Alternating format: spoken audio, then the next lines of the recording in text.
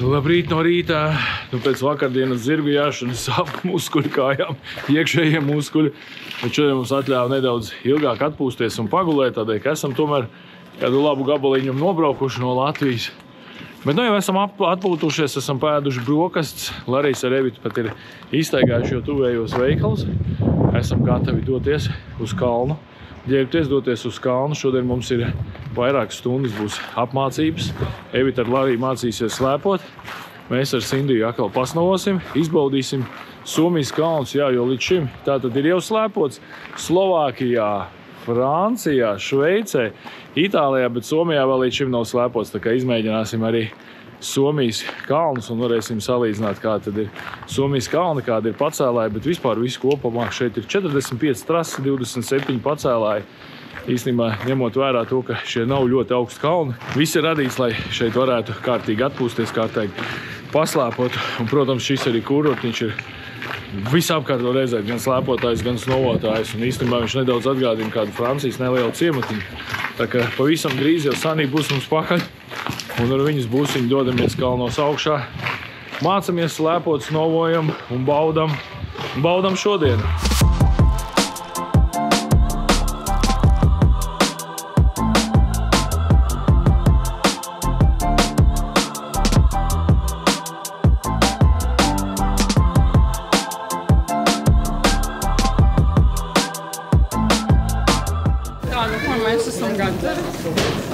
Iesācējos trasītē. Es esmu šodien iesācējos, jo man būs mani instruktors apmācīs, kā slēpot. Un man ir visu laiku problēmas ar manu cepuri, jo man ir bumbulis. Mums visur, kur mēs braucam, mums dod ķiverītes. Vakar pie zirgiem bija arī ķiverītes, šodien ir slēpošanas ķiverīte. Un, protams, mana cepura ar bumbuli, par ko es nepadomāju, nekam nedara.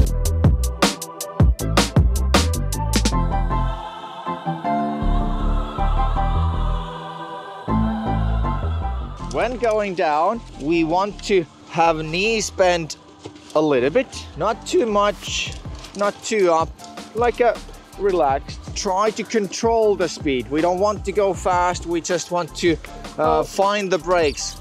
It comes naturally when you open the back of the skis and push a little bit and try to make it stop. That's it.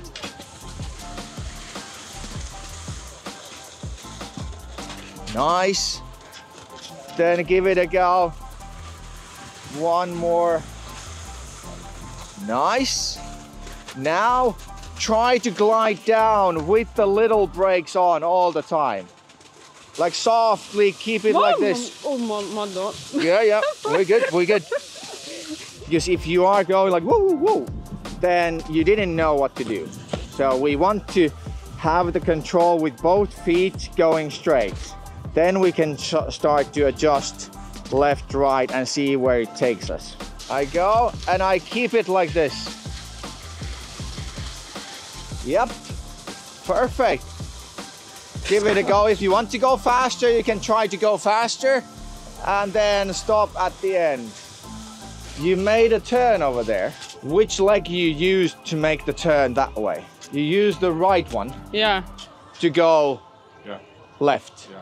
So it's not, if I want to go left, I don't go left. Okay, I understand. Because the left ski wants to go right. Es zināju, ka man būs lekcija par slēpošanas tehniku. Zināju, ka man būs tāda instruktora pavadība. Bet nekad nebija iedomājusies, ka tas būs tik efektīvi un tik produktīvi, jo 2 stundu laikā es pēc tam arī teicu instruktoram, ka es esmu cits cilvēks, jo ja es 20 gadus nemācēju slēpot un vienmēr, ka biju uz kalna, nemācēju noturēties uz slēpēm, pat uz neliela kalniņa, tad pēc 2 stundām es jau slēpoju no zaļās trases, un zaļā trasa tas ir diezgan iespējīgs kalns, noteikti lielāks nekā mūsu mīlas kalns. Varbūt pat 2 tik lielāks, ja? Protams, garāks noteikti. Jā, es joprojām esmu uz emocijām par to, ka es esmu beidzot iemācījusies slēpot, noturēties uz kalna. Un tādā veidā es saprotu, ka es varu šīs savas prasmes tikai pilnveidot un noteikti gribētu arī iemācīties uz snowboardu dēļ. Noteikti. We're gonna feel the body. So you put your hands here. You want to feel the muscles. What we want to do now is go down and then go up here. More. If we don't know how to stop, if there's someone in front, we need to go around and not hit people. If you don't know how to stop, what can you do? Fall down. Fall down, yes. Yeah. Safe way to fall down would be on the sides. So forward, nothing really happens unless the skis go off. This one, I just go down and lie down on the skis and I still go. But what I want you to do is go down and then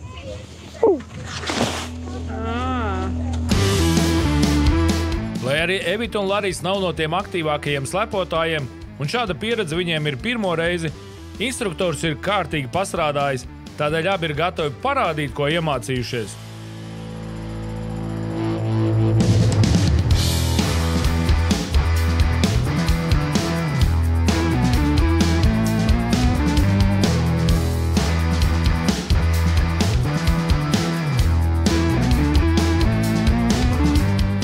Esam ar Sindiju uzbraukuši augšā kalnā, Levī kalnā.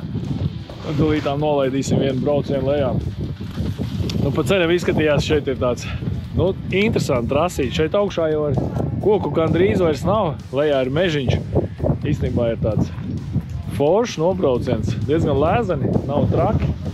Tā kā tūlīt varēsim pakaipot.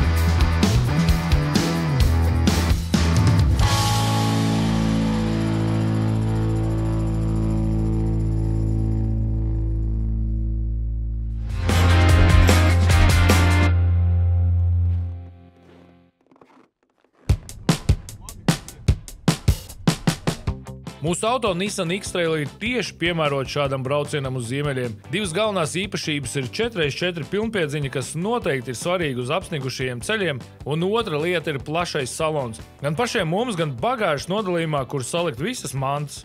Mēs tikko esam veiksmīgi noslēpojušies, neesam pat nevienu reizi nokrituši, bet tagad dodamies garšīgās pusdienās. Mums ir maz laika, mums ir jāpēd ātri un braucam uz nākamo atrakcijas vietu pēc 45 minūtēm.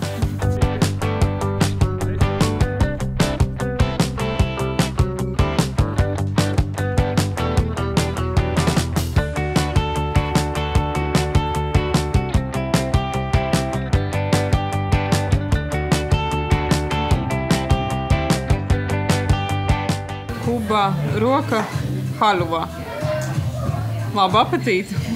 Pēc kārtīgi pastrādā darbiņa arī, protams, esam tikuši pie kārtīgām pusdienām. Es paņēmu steiku. Tūlīt pirmo reizi mēģināsim somu steiku, Somijā gatavot steiku. Bet mēs nezinām, tas ir ziemēbriedes vai droši vien, ka nav ziemēbriedes, droši vien, ka ir lielops. Bet es skatos visiem apkārt šeit ir ļoti apetītelīgas pusdienas, ļoti apetītelīgas porcijas un iespējams, tāpēc, ka mums pašiem ļoti, ļoti gribās ēst. Tādēļ labu apetīti jums, protams, labu apetīti mums, un atkal var teikt, tas skats, kas aiz logu pavarās uz gan apkārtējiem kalniem, gan apkārtējām ielējām ir vēl fantastiski skaisti. Tā kā aiziet, turpinam pusdienas un dodamies tālāk savos piedzīvojumos.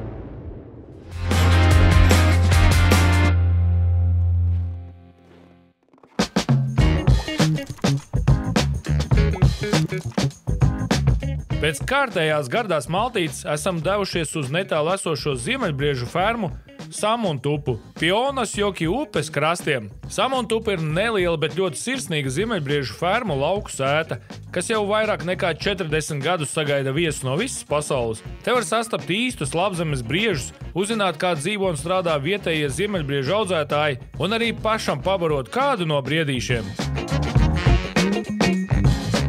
Mēs esam atbraukuši uz vietu, kura mūs vedīs pie briežiem, bet pirms mūs aizved pie briežiem, mūs uzcienās ar kafiju. Un šeit ir tāda unikāla, autentiska, absolūti antīka kafejnīca, kādu es redzu pirmo reizi. Šī vieta man atgādina kaut kādu vecu māju, kas mums atrodas dziļi laukos, un vienkārši ir ietaisīta kafejnīca, atvērts lodziņš, kur tev pasniedz kafiju, saldos pīrādziņus un mājās taisītas arī suliņas te var nopirkt. Vienkārši unikāla ideja tiem, kas vēlas kaut ko darīt savā mājā. Latvijā kaut kur pa ceļam uztaisīt tādu veca stila kafejnīcu cilvēkiem, turistiem pasniegt šādā veidā. Unikāla ideja, manuprāt. Šeit laiks rit lēnāk, kafejnīcā kup karsta kafija, cepeškrāsnī gatavojas kanaļmaizītes un no loga pavaras skats uz sniegotiem mežiem. Tā ir vieta, kur var ieelpot labzemi, ne turistu versijā, bet īstā, vienkāršā un siltā atmosfērā.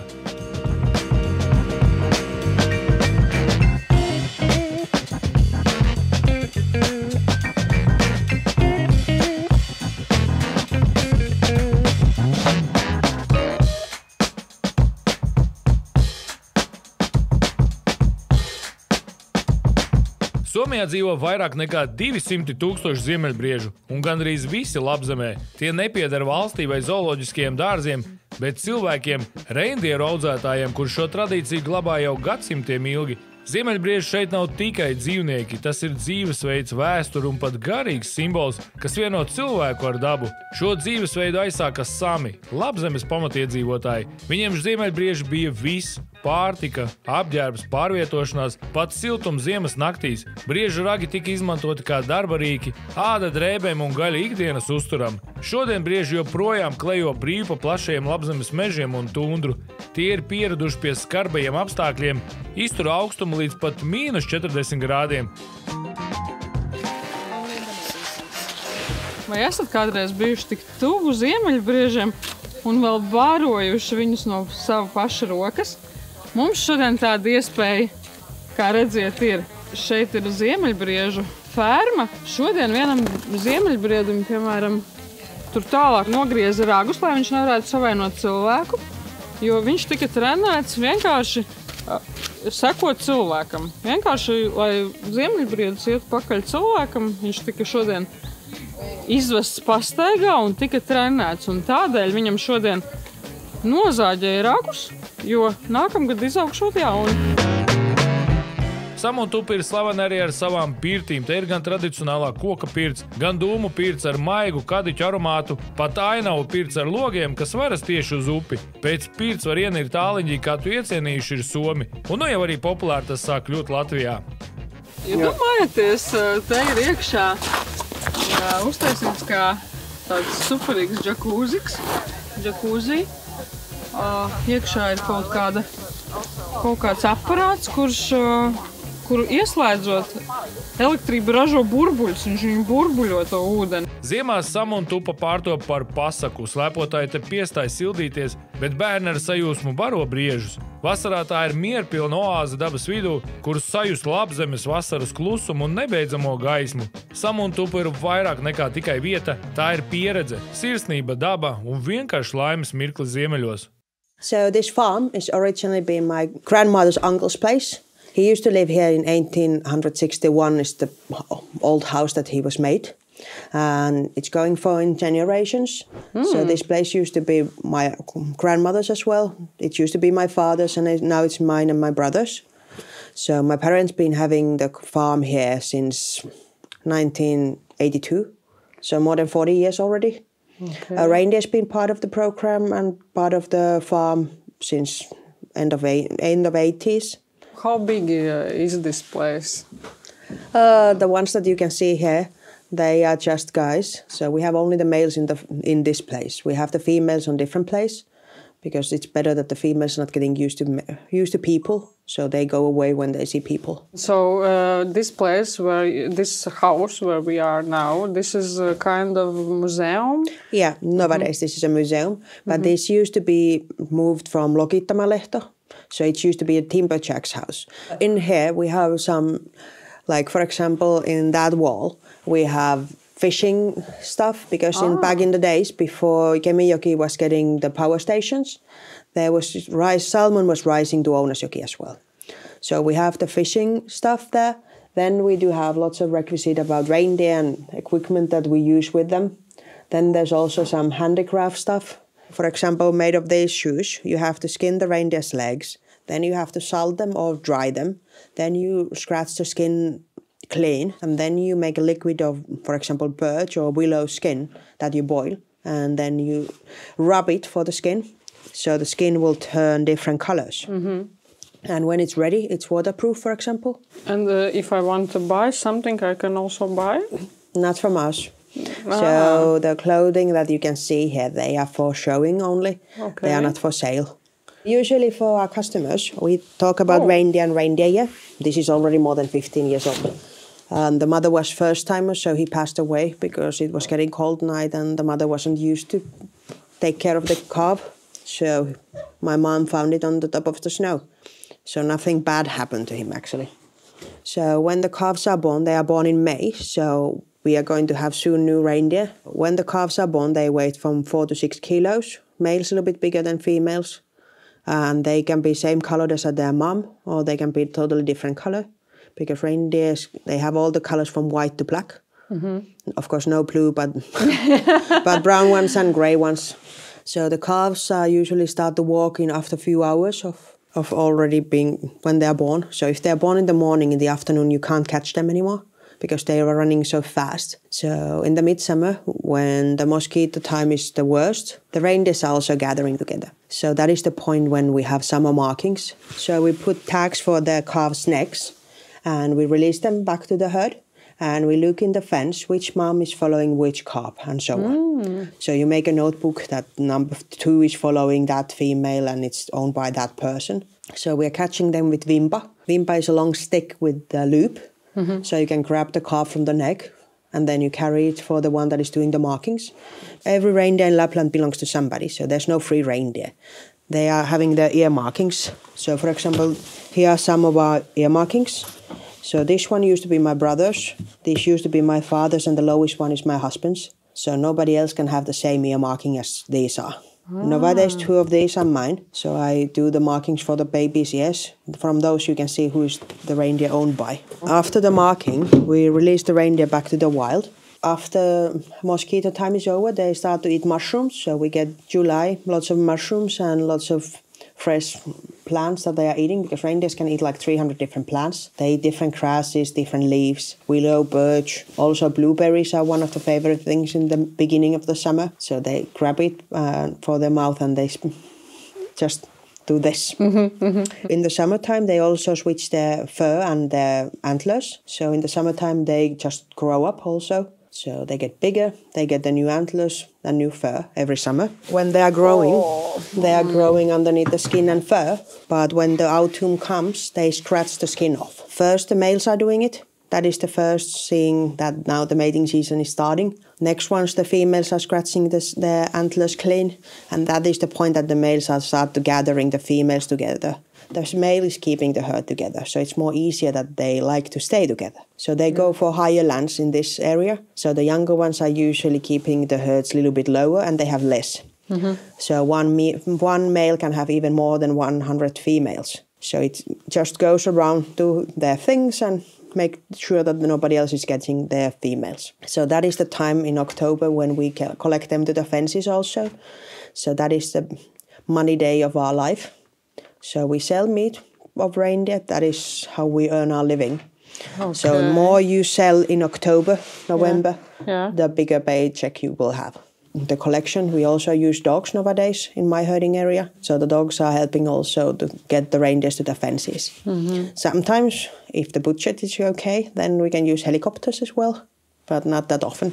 So in the roundup, we separated the ones that are going for be butchered, the ones that are going to live on. The living ones, they are going to done the marking for their fur. So it also means that it's been vaccinated, for example, and it's been booked down. Also, we select the ones that are going for butchery. So nowadays it's usually male calves that are going for butchered, but also castrated males can be butchered or females without the calves, for example. So usually the females that are going for butchered, they are already getting old. So they are plus 10 years old, but they're still very fat and round. But you can see that they are old by looking at their fur, for example. From the behind the shoulder, it's getting shorter, and the antlers are getting less sharp. So when the reindeer is young, the antlers are very spiky and sharp. But also from the beginning of the antler. The bigger this part of the antler is, the older the reindeer. So when they are calved, there's no crown, there's no these bumps, and it's very narrow, small. And for how long time? This, for example. These are Ville-Kalles. He used to be 5 years old maybe when he lost this. So in 5 years? No, 1 summer. So now this time of the year, the reindeers are already getting new antlers. So they start to grow the antlers in March. Yeah. March, April, May, June, July, August, and then they are done. So fast. It is. A reindeer antler is one of the fastest growing bones in the world. And what is the weight of this? Maybe 4 kilos, 3-4 kilos. Look very... Because it's not full bone. Like moose's antlers are a little bit different. Okay, So this part of moose's antlers is only full bone, but the rest of the antlers are very fluffy. They are very light. But with reindeer antlers, there's full bone, this part of the antlers, that the spikes are starting, but also the spikes. But these parts, there's holes inside of the antlers, so it can also break from these parts easier. From this, they are not going to break. But from these parts they can break because it's... But also there's differences between castrated males and non-castrated males. Because castrated ones, they don't have so much testosterone anymore going. So their antlers are more hollowy than what is the full male. And why must be castrated? So the castrated ones are staying alive, for example. Because the males, they fight a lot. Sometimes they can hurt themselves when they do the fighting. So they can lose their eye or they can get puncture wound somewhere and they get bacteria there and they die. But castrated ones, they only like to eat for themselves. So they are keeping the weight. Of course, the castration doesn't make them like fully tamed, but you have to do the training for them. So like my family, we have always started the training of reindeer when they are less than 1. So during their first winter. So we do walkings with them and we pet them and we teach that you are not allowed to kick, for example, per people. So further on, when they get older, the calves, they are already getting used to that. People are not bad. We are giving them food and we are not eating them. So if you compare, for example, for wolves and bears and wolverines, so they are learning that people are nice. So in that point, you can select the ones that are going to be trained all the way for pulling sledge. Because you can choose the best temperament for them. How much reindeer you have in a farm? Enough. Enough. As a reindeer herder, we say that it's unpolite question to ask it. Okay. Because it's like asking money. How much money you have in your bank? Okay. Your money is in the bank. My money is in the forest. Okay. So each one of the reindeers are valuable. Okay. So for example, if you have a male calf, weighs about 30 kilos, the price is like 30 times 20. So it's like 500 euros is the worth of that reindeer. Working reindeers, for example, the value of one can be even 3,000 euros because you can make more money with that reindeer. So they are more expensive. Females, the value is like 800 to 1,000 euros. In my opinion, Antti's opinion, he thinks that we don't have enough. But when you give reindeer food for 200,000 kilos a year, it means that it's a lot. You can count that one reindeer eats like 1 kilo of food pellets every day. So.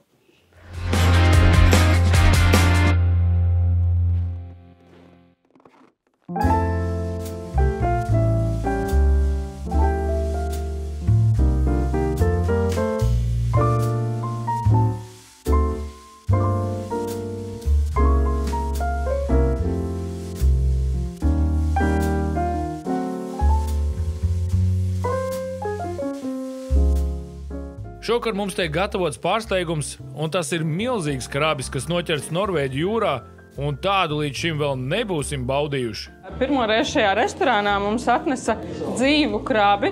Šāds notikums esot pirmo reizi, kad mēdīju grupai atnes pirms pagatavošanas dzīvu krabi. Tātad mēs viņu varam pataustīt, apčamdīt ar viņu, iepazīties, un pēc tam mēs viņu uzēdīsim.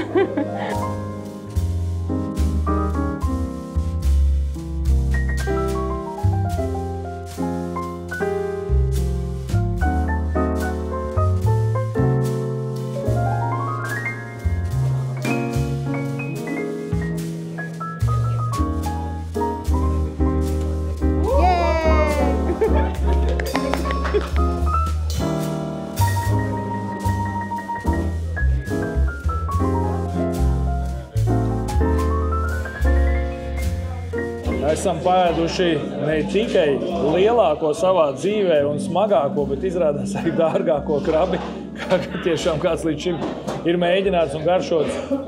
Krabis tas laikam nebūs tas ēdiens, ko katru dienu mēs ēdīsim. Protams, arī atļauties īstenībā mēs nemazām nevarētu, jo izrādās krabis maksā 250 eiro par 1 kilogramu. Mūsu krabis bija aptuveni 3 kg, tā kā domājiet paši, cik tas ir naudā.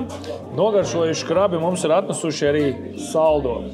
Un saldajā ēdienā ir ļoti dažāds un tāds interesants sastāvs. Pirmais ir tāds sarkano ērkšķogu sarberts, kā viņi pareizi teikt. Ir šokolādes pudiņš un ir olu liķieris, bet pa virsu ir grauzdēti griķi uzbērti.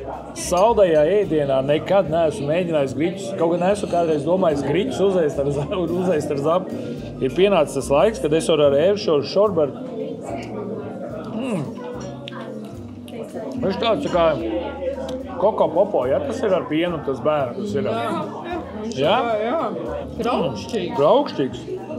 Olu liķieris, jā. Bet olu liķierim nav arī nedaudz vaniļa klāt? Daudz. Un šis ir tāds restorāna ēdiens, jo tiešām salikt tādas garšas kopā. Bet nav nekas tāds, kas īstenībā tur nederētu. Viss ir ļoti garšīgs. Varbūt šīs ziedlapiņas, nezinu, skatos, Lārijas ir ziedlapiņas ar apējas. Tad ēdīsim mēs arī. Bet vakariņas tūlīt būs galā. Mums jāiet ir apakaļ uz viesnīcu, protams. Diena atkal bija bagāta ar dažādiem notikumiem. Bet viens ir tas, ka mums ir jākrāmē somas, jo rītā mums ir jāpārvācās uz citu viesnīcu. Bet atkal, protams, rītā ir jauni piedzīvojumi, jaunas darbības. Un rītā mēs kāds atkārtos, kāds mācīsies no jauna. Rītā mums ir slēpošana, bet nedaudz savādākā pa kalnu. Tā kā tiekamies jau atkal rītā. Bet jau nākamajā sērijā apgūsim distanču slēpošanu, pusdienas ieturēsim kādā slēpotāja iecienītā restorānā, kur dzīvās mūzikas pavadījumā dejosim pie ugunskura, bet pa nakti paliksim mājiņās ar stikla jumtiem, lai vērotu ziemeļblāzmas. Adaptēsim ziemeļbriedi, izmēģināsim roku zemledus makšķerēšanā, baudīsim pirti un karsto kublu.